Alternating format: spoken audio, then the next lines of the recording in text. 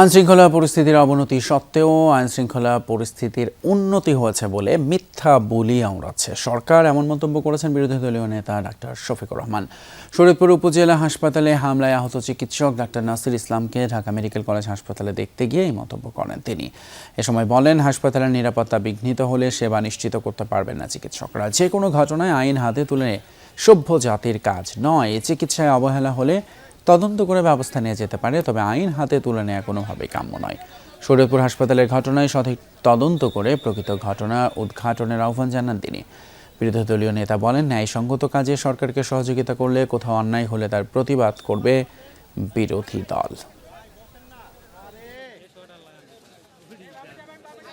আইন শৃঙ্খলা পরিস্থিতি এখন দেশের খারাপ, কিন্তু সরকার এটা স্বীকার করে না। দুঃখজনক। আমি আমার শেষ বক্তব্যে সংসদে বলেছিলাম যে সরকারই আসে আইসা বলে যে আগের চেয়ে এখন আইন শৃঙ্খলা ভালো। এই আগটাকে এইটাই আজ পর্যন্ত বুঝতে পারলাম না। এত ভালো যদি সবার হয় তাইলে এত মন্দ হয় কেন, এত কালো থাকে কেন? আসলে এটা একটা ফাও কথা, একটা ধোঁকাবাজি, জনগণকে প্রতারণা করা হচ্ছে।